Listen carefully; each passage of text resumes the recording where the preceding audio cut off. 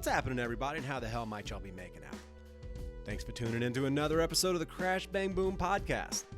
Today's guests, plural, are part of a rare three-way interview with both previous drummer and singer Brandon Saller and new drummer Kyle Rosa of Atreyu. Kyle Rosa is now taking over drums due to Brandon taking over the full-time frontman vocal duties.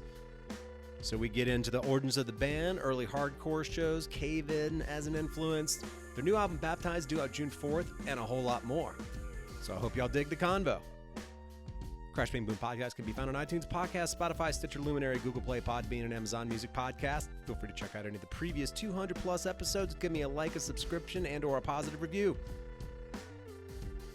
Shout out to my sponsor, New Orleans Record Press. If you're looking to release some vinyl, hit them up at neworleansrecordpress.com and check out all the electroplating, mastering, design, packaging, vinyl coloring options, and they got that real-time quote generator to add it all up and keep tabs. They also print 12 and 7-inch records in 150 and 180 gram variants, and they do small runs of 100 and larger runs up into the thousands. So hit them up, and that's neworleansrecordpress.com. As venues and musicians weather these tough times, do keep tabs on artist live streams, lessons, tutorials, and master classes from your favorite musicians, merch or physical releases that are for sale, as well as websites like saveourstages.com looking to assist venues in these tough times. So without further ado, here we go. Brandon Saller, Kyle Rosa, the three-way, Atreyu, Crash Bang Boom. Crowds go mad with joy. Yeah! All right, I'm here with Brandon Saller and Kyle Rosa of Atreyu. How's it going, dudes? Good, man. How are you? How you doing? Pretty good, man. It's 9 a.m. on the West Coast. I mean, come on, boys. We're musicians. Aren't we supposed to be sleeping and getting breakfast in fucking bed right now? Come on. What is going on here? Jesus. Dude, Well- I mean, I'm a father of two. My kid's been up since 6:30. I actually just gave them breakfast. We're like on the opposite ends here, you know? I know. I dropped my two sons off earlier as well, just so I could have a house semi to myself. So I'm enjoying this right now. It's fantastic. Absolutely. All right, we're doing a rare three-way interview here via Zoom, and you got this new Atreyu record, Baptized, coming out, which is due out. What's the date on that? June 4th. June 4th. Nice, man. Well, Brandon, you've been the drummer in that band for 20-some-odd years and took care of the clean vocals in the band, and now you've stepped up as the front man, and then you have Kyle taking drum duties. Kind of got a Phil Collins thing going on here. I like this, man. I did, you know, it was just time for people to compare me to somebody else, you know? Yeah, You know, absolutely. that's the only reason why we made the switch, is because I was like, you know, I'm trying to get compared to Phil Collins. I don't want to do that anymore. So Exactly. Exactly. I mean, you're bald, but I don't believe you're a lefty, right? No, my left hand is horrible. Okay. So you're certainly not leading with it. Gotcha. No, yeah. For starters, Brandon, why focus on vocals solely? And afterwards, Kyle will kind of get to you as to how you got the call for the gig. Yeah, absolutely. You know, switching it up lineup wise was sort of a natural thing. We had parted ways with our singer, and the discussion obviously came of, you know, before we actually parted ways, was who's gonna replace him, how's the lineup gonna look. And we as a band didn't think that getting someone new to sing was the right answer, especially because I've been a prominent singer in the band for 2 decades, and our bass player Porter has been doing like more of the rough, you know, heavier vocals as well on records and live a lot. So it was like you already had 2 really signature voices that people would still recognize. Mm-hmm.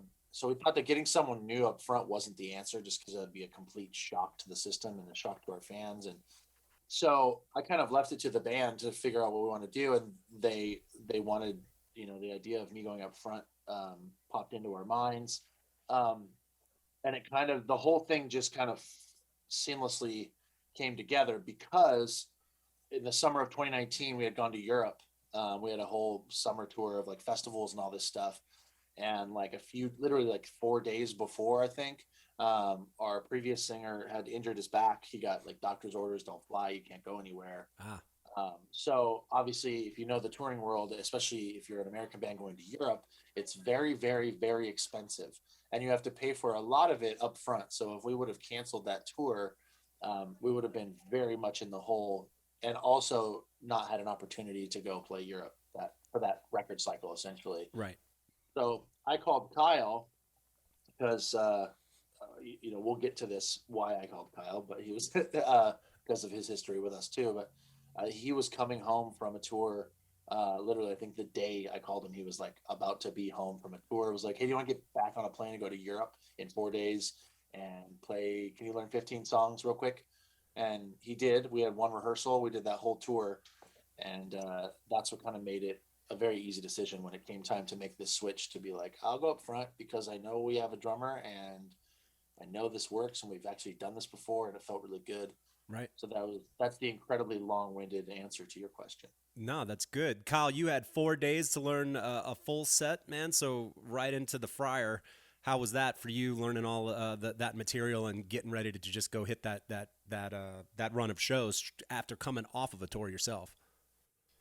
I mean, obviously not, not to be cocky in any way, but I already knew the song. So it really wasn't, I felt good about it. It wasn't like, there was definitely some level of stress, because I had never actually played them on a kit before, but at the same time, from working as a drum tech for B through past cycles with Atreyu, I knew the songs. I knew especially all the the regulars, the bangers, the greatest hits that they play. So they're all in my head already. I already knew them. So it was just kind of like translating to a kid. It wasn't like going into I've never heard these songs kind of a scenario. Sure. That would be insane, But so of course, still exciting, intimidating, a little bit stressful, but more so than anything, it was okaying it with my wife because I had already been, and of course I knew she would be down. And when B called me, I was like, one, just so stoked that he would go to me or come to me to potentially fill that space for him for a time being. So I was stoked on that, but also, no matter what, I was literally coming off of I think a 7-week tour. Oh, and normally it's 6 or 7 weeks, and normally you hit the for me personally, I'll hit the 4-week mark and I'm, at that point I'm like, okay, I love this. I still love this, but I need a break. I need to go home, see the family, regroup. So it was definitely okay, this is going to be the longest time I've ever been gone consistently. Yeah. I was home for literally, I think it was a day and a half or 2 days and then flew out. So I did get to see the wife real quick. Hello, bye-bye. Yeah, right. But obviously for me, an opportunity for fun and for experience that there's no way I would have ever passed on. It was just just had to make sure everything was lining up. Sure. You gotta check with the boss, you always gotta just check with the boss. You you kind of have to. Yeah. It's going to cause problems if you don't. Yeah. As far as writing Baptize and any pre-production that went into it, obviously 2020, a bizarre year. How did the process differ for getting songs together, et cetera, in preparation for what ultimately became the recording of Baptize? How did y'all work that out? It honestly didn't change much for us. We started the album in January.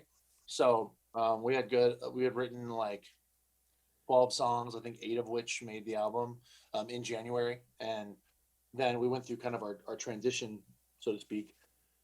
And we were going to go back in March, but then that got delayed to late June, July, I think it was. Mm-hmm. And we went back in, just the 4 of us, and wrote some more songs, finished things. Obviously, we had to re-record a lot of things and just kind of finish everything up. But the last 2 albums, we've really done everything in the studio.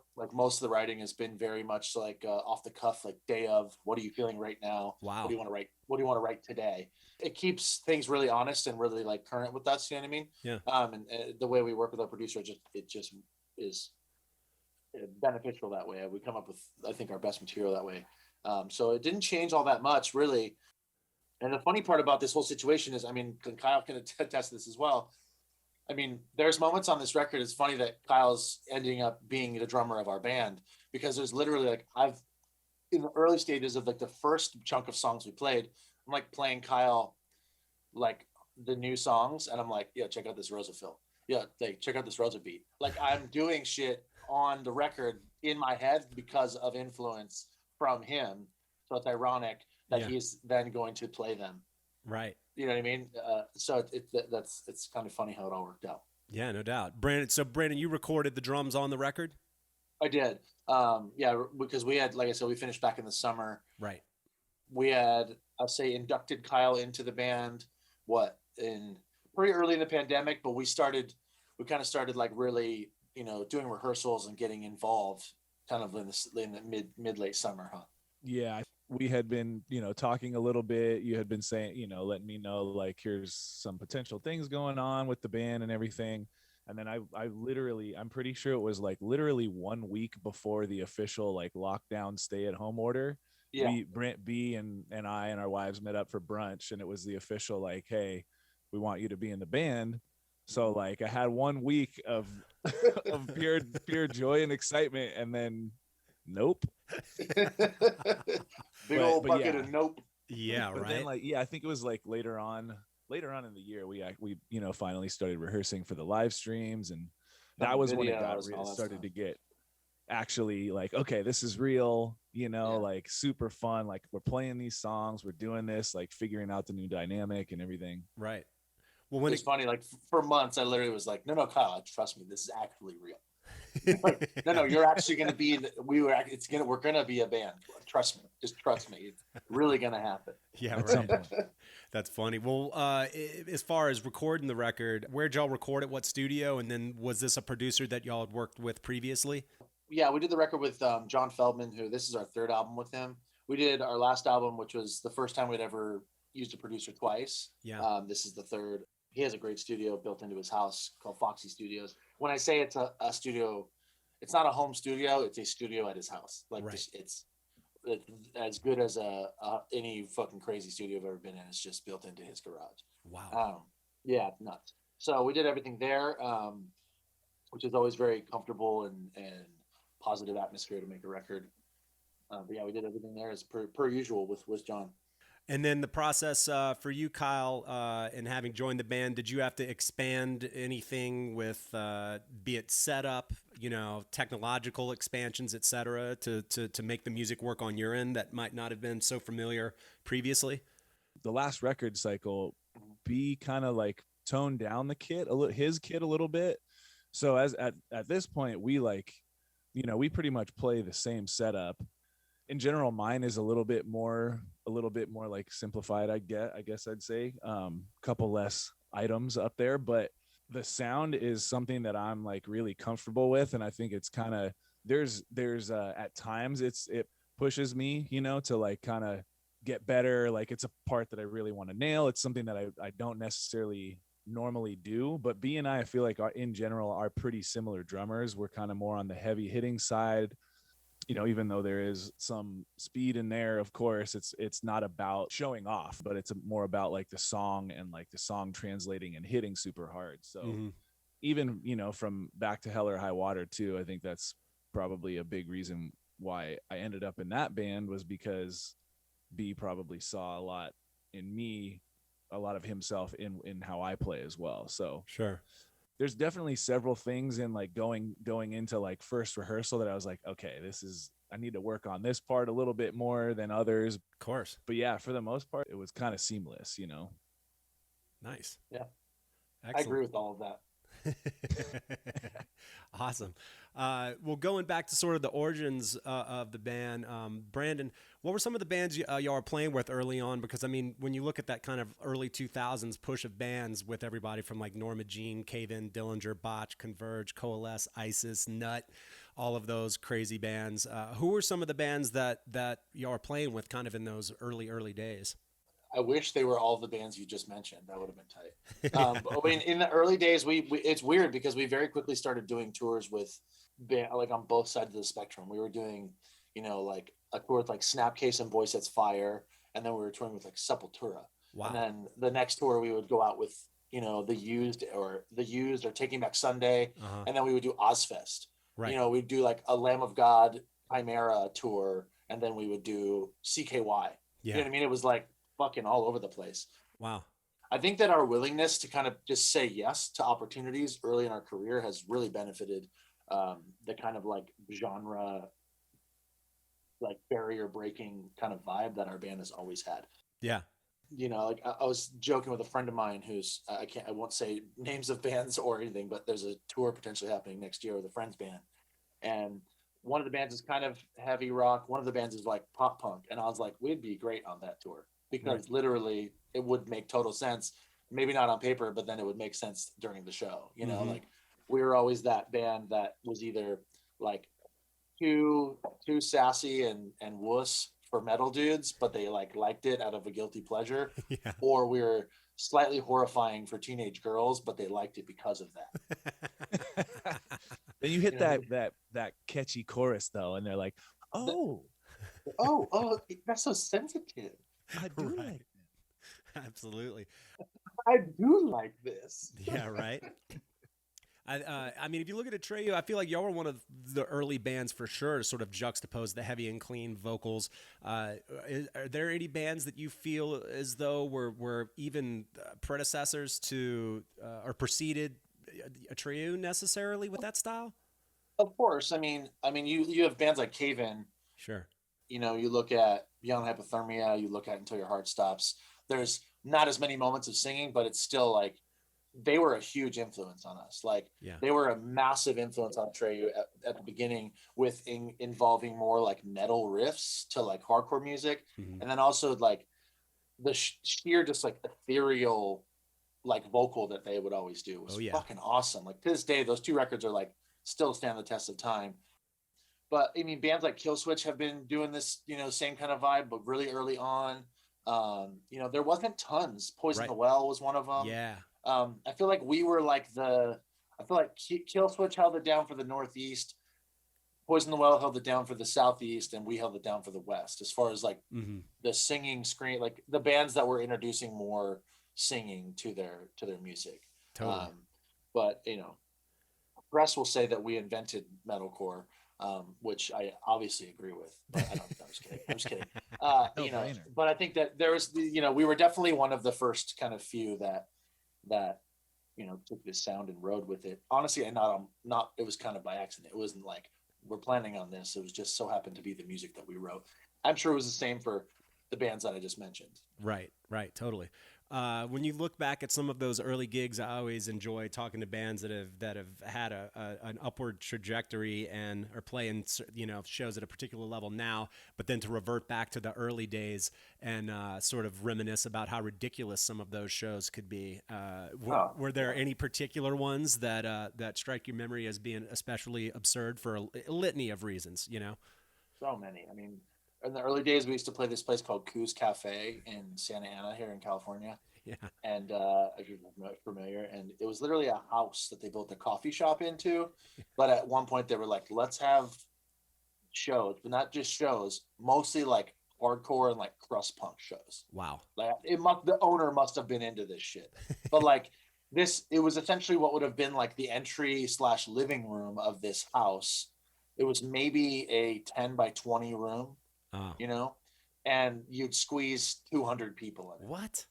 and like the windows would be fogged up, or they would break. Like you'd get your fucking teeth chipped in all the time. Like power would short, all this stuff. But it was just mania. That was always a good one. Always loved playing like Chain Reaction.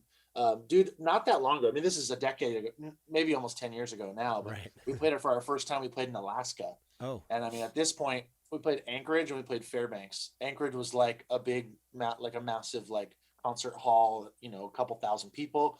And then Fairbanks, we played straight up a VFW. Oh. And I think it fit 450 people. And I think the promoter sold 600 tickets. Oh. And not only that, there was no barricade. And then also the security was just local dudes from a UFC gym that didn't understand what hardcore shows were. So they were just like beating the shit out of everyone that came on stage. Oh. So we had to like stop and be like, okay, you guys hang over there. As long as no one's trying to fight us, just leave them alone. They'll jump off stage by themselves. We had to have like a mid-show powwow. Oh. But then it was just pure this is what we do. Yeah, this is how this goes. They're supposed to do that. And then it was just pure, you know, old school, early 2000 chaotic hardcore show, Wow. which felt great, being the fact that we hadn't done that in a long time. It definitely felt cool. So that When one was sticks that? out What for year sure. was that? I was on the congregation cycle, so Okay, whenever so whenever that yeah. fucking record came out, yeah, almost. I mean, I'd say 10 years ago, probably. Wow. Yeah. I remember those shows like that era. Like I remember going to Atreyu shows. I mean, of course, growing up, like I remember the first Atreyu show I went to at this venue called The Scene in San Diego. And like that era, even though obviously like, punk already existed and like, Gigi Allen, like, it's people were already going crazy, but I feel like that early mid 2000s era of like hardcore and like post-hardcore, whatever you want to call it, was an era of insanity. Yes. I remember going to see like Norma Jean is such a great example. Like, Oh yeah. not only is like the pit and like crowd going crazy, losing their minds, but like on stage they look like they're having seizures and like like throwing their guitars. It was insane. Oh We yeah. always had this joke, Kyle. Me and Kyle always had this joke where, like, back in the day when you started a band, it wasn't like, how good is the dude? Does he have good gear? It was always like, does he have good stage presence? Like, does he go nuts? Like, does he go fucking off? Literally, when Porter joined Atreyu, our bass player, we were like, I think he's pretty good at bass. Like, we've seen him play live in his other band and never been like, oof, this bass sucks. So like we knew he was good enough at bass. He had a ripping scream and a good singing voice, but majority was like, this dude goes fucking bonkers. So it's like, he's in. Yeah. And to this day, he's still probably the fucking wildest dude on our stage. Right. You know what I mean? So like that was the shit back in the day. That's what made me that's what made Atreyu want to start playing heavier music. Because we were in like the punk scene at first, and we were like we had a different, our name was something else. We're called a band called Retribution.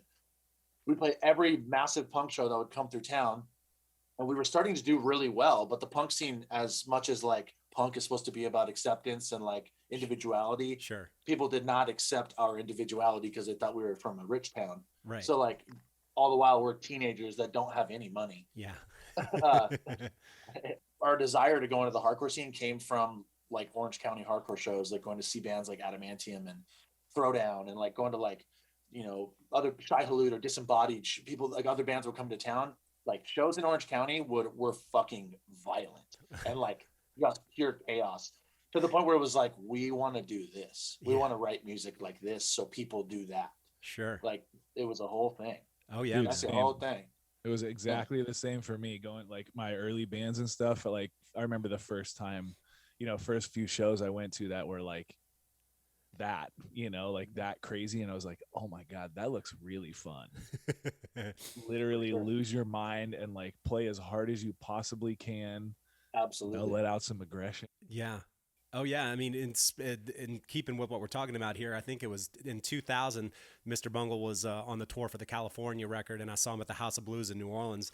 And Dillinger Escape Plan, who no one knew who they were, was the opening band. And so to know nothing about what they sound like, nor again, sort of the tornado of intensity that they had on stage then, and then even for 20 years later, it was so shocking. I couldn't make sense of what I was seeing. I had never seen anyone play drums like Chris Penny.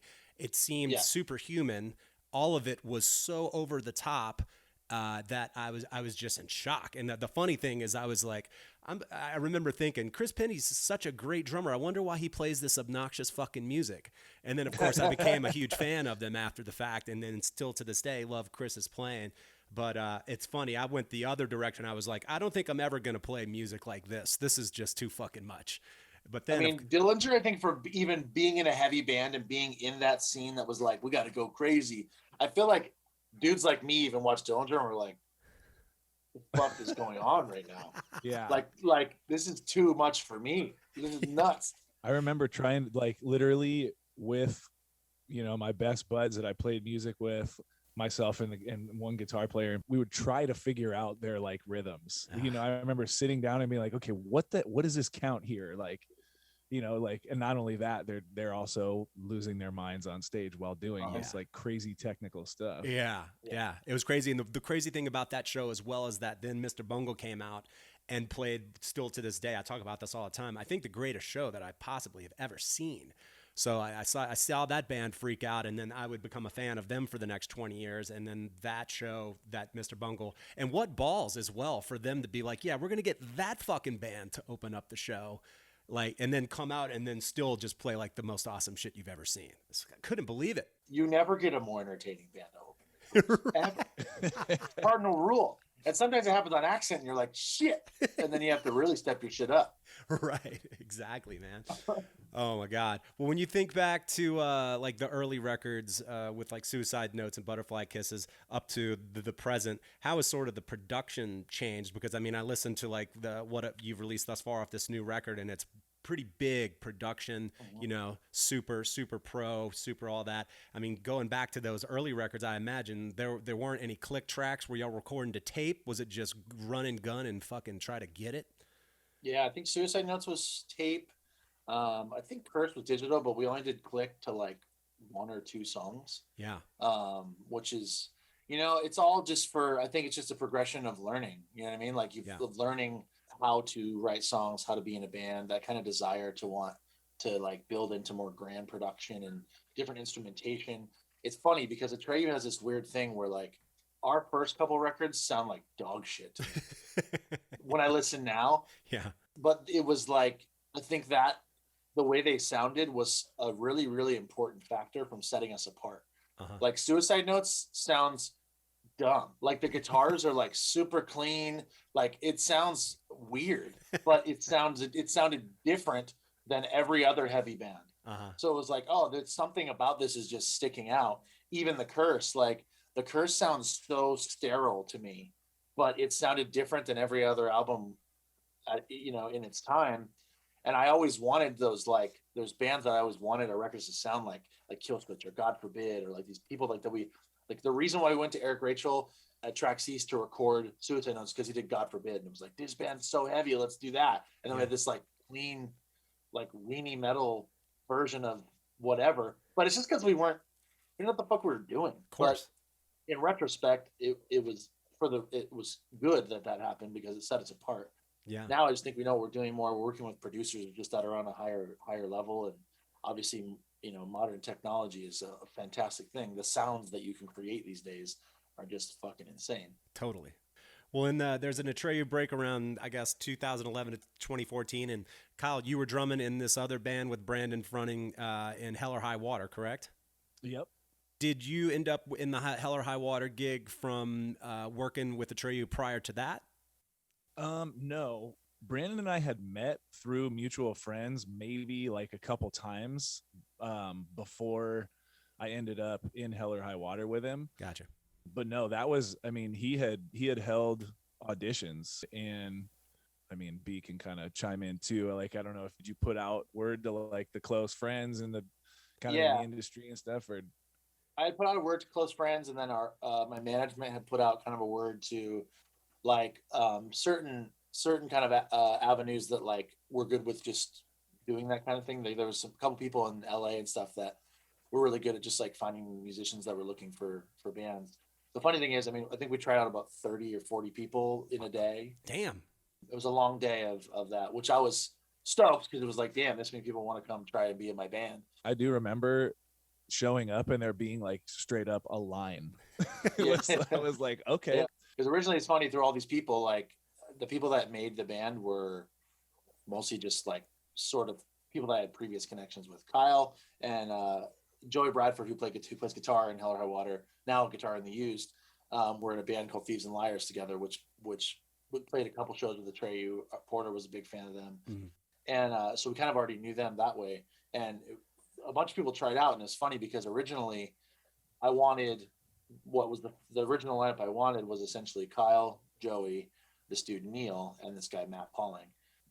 I could not have Neil unless I got this other guy, Kyle Peak, who fantastic drummer. Let me clear the air there. Ripper. Phenomenal drummer. But they at the time both played for David Cook, and it was kind of like, hey, I'll do this, but I need to do it with him because like he's open too. So the only reason why I didn't get Kyle at first was because I needed that other dude. Yeah. And then he only did one tour with us, and it was just a great dude, but just not peas in the same pod. Yeah. But so very quickly called Rosa, and it was like, oh, we needed to do this from the beginning. Nice. But he was just the guy, and he was the guy anyways. But I just needed another guy too, so that was a dumb decision on my part. Right. But yeah, so It's okay, it's funny man. the dudes It's that made okay. it. Yeah, now we're here now. Yeah, we're past it. We're past it. Yeah, there was no other guy with Atreyu. And Yeah. Kyle knows that. At least he says. Yeah, right.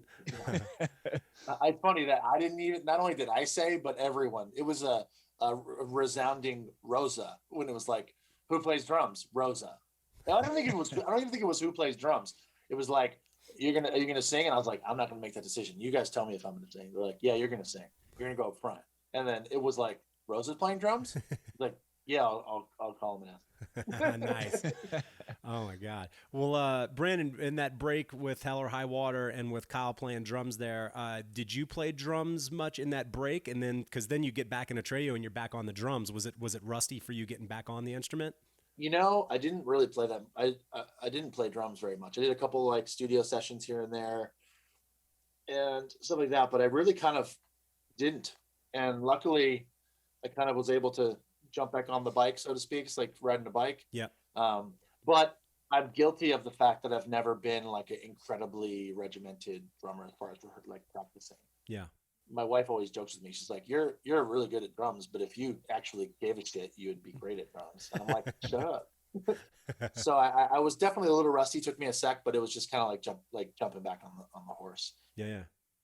But I think that it was good to just like, I mean, and I'm not just, stroking egos. It was didn't hurt to be like making music with a drummer like Kyle, who consistently like made me think about drums and be like, oh fuck, that was tight. Like, could I do that? Like, you know what I mean? Like, Yeah. You don't not think about drums if you have Kyle playing drums in your band. You know what I mean? Totally. Dude. Wow. Oh, dude. Thank you, man.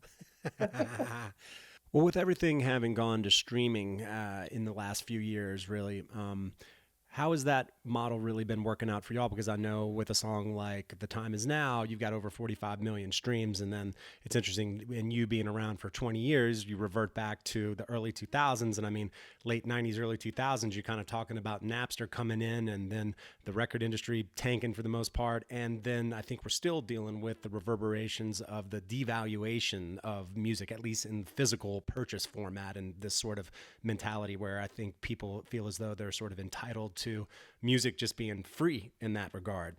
But again, reverting back to the streaming model and looking at how y'all are doing on it, how has it worked out for you?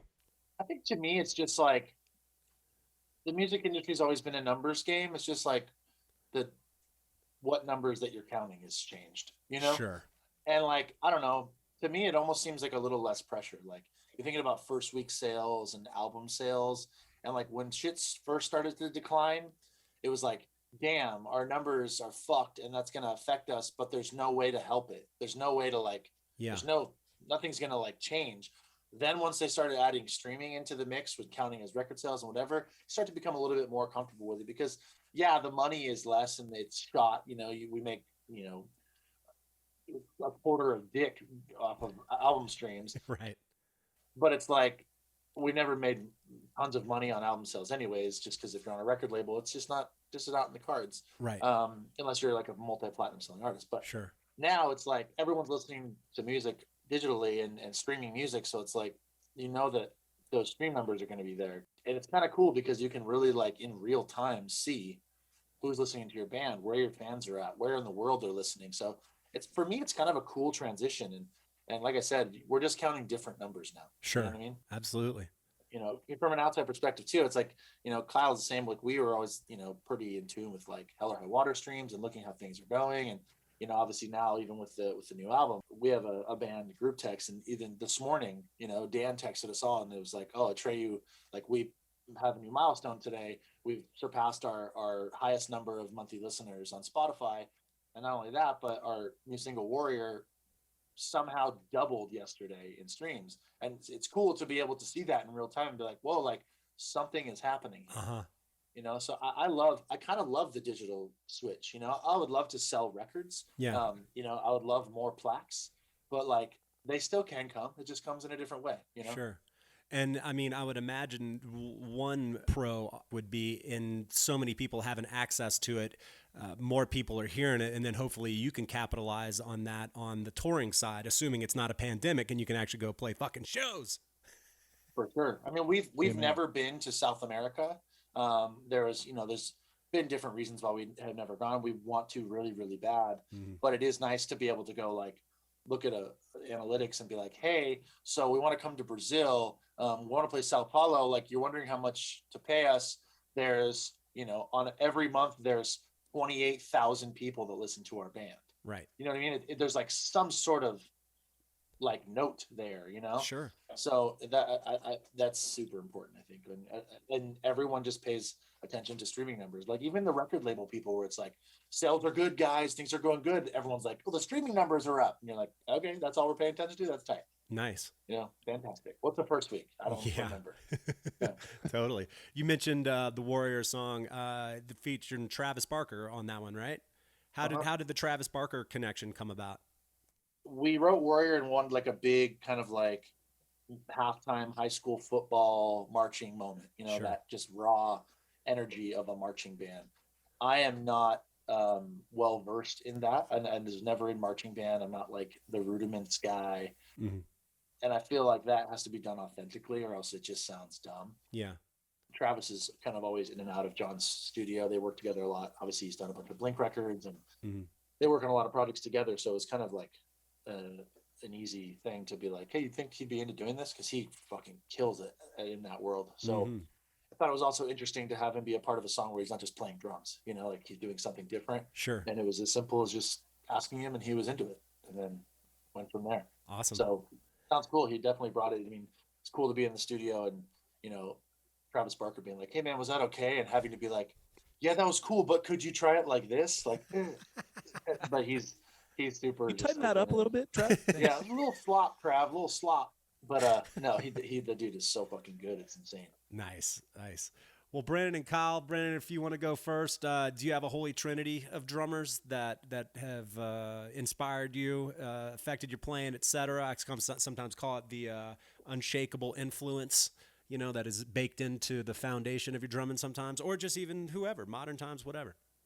Yeah, I mean, I would say early on it was Chad Smith from the Peppers. Yep. I had like a Chad Smith like DVD, like VHS fucking thing. Yeah, that instructional video. Yeah, the one that he and Flea did. He and Flea played, yeah. He like throws the cymbals. He acts like he's late in the beginning. He throws the cymbals out of the car, but it's just a guy in the passenger seat throwing cymbals out of the car. Right. So he was big in the beginning.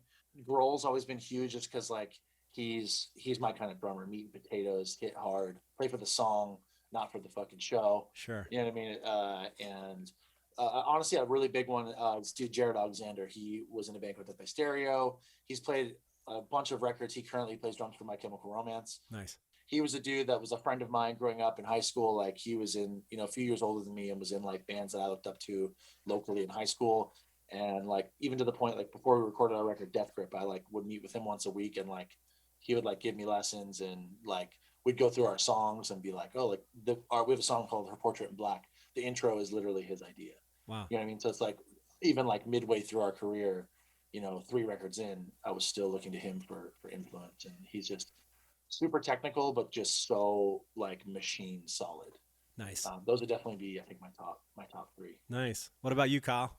Abe Cunningham for sure is number one. Oh yeah.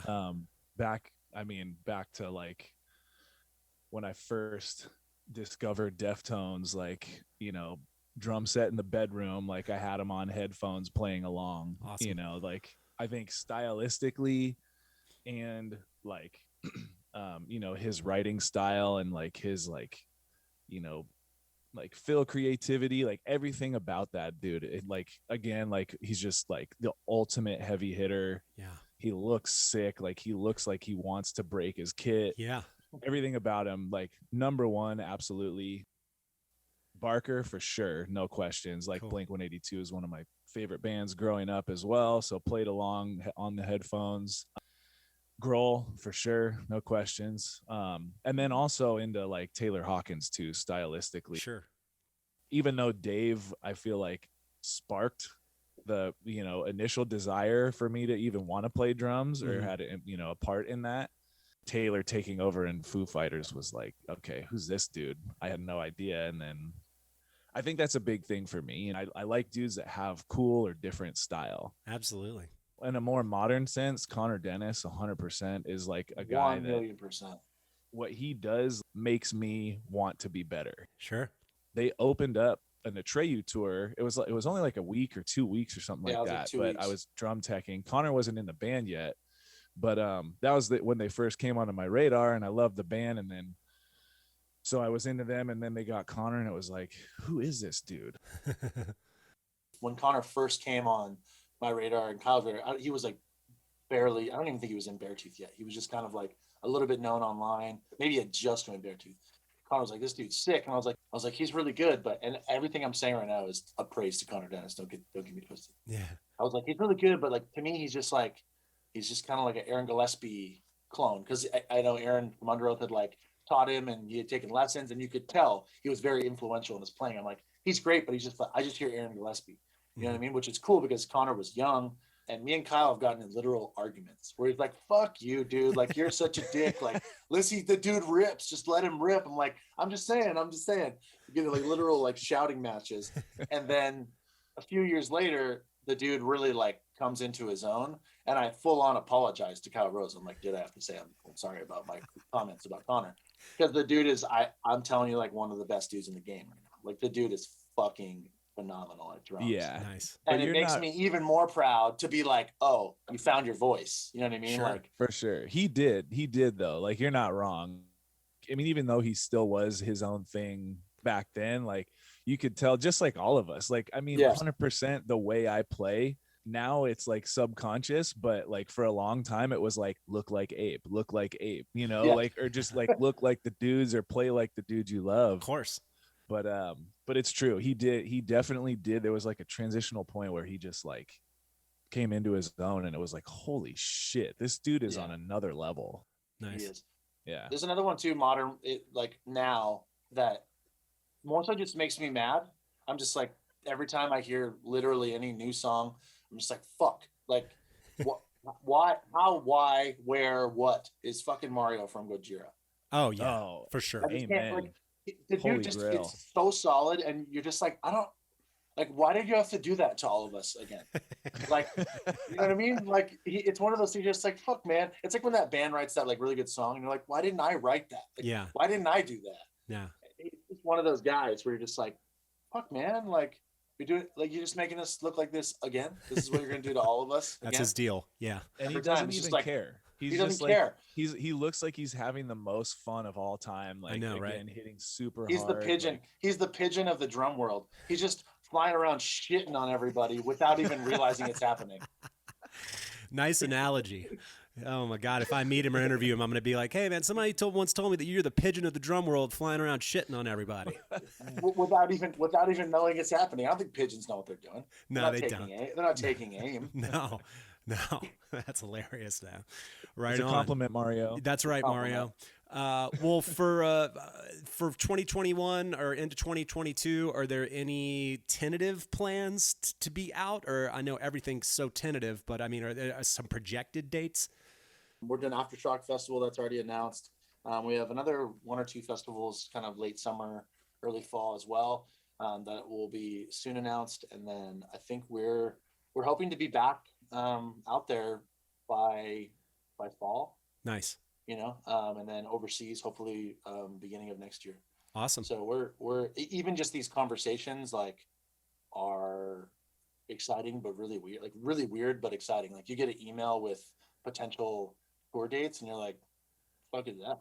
Yeah. It's real when it actually happens, but even to be able to like start talking about announcing shows, it's Right. a cool thing. Yeah. But we'll be hitting it hard, and you know, we're all not only hungry like every band to get out and play shows again, but like we have something new to prove. You know, we have something new to show people. Me up front singing and the way the lineup is, but a big part is like showing off Kyle too. It's like, Right. it's like we've had conversations of the fact that, you know, being in this band will be, you know, a bigger spotlight put on Rosa than ever before. and like rightfully so. Like Yeah. I talk the dude up all the time, not because he's my best friend, not because I want to convince people, but it's just how I feel. So I'm excited for people to be like, oh fuck, that dude's killing it. Nice. You know? Hell yeah, man. Awesome. Well, I look forward to catching up with y'all at some point or another. And of course, best of luck come June and everything leading up to it for Baptize. And Brandon and Kyle, thanks for hanging. It was fun talking to y'all, man. Yeah, Appreciate it, thanks so man. much, man. Pleasure.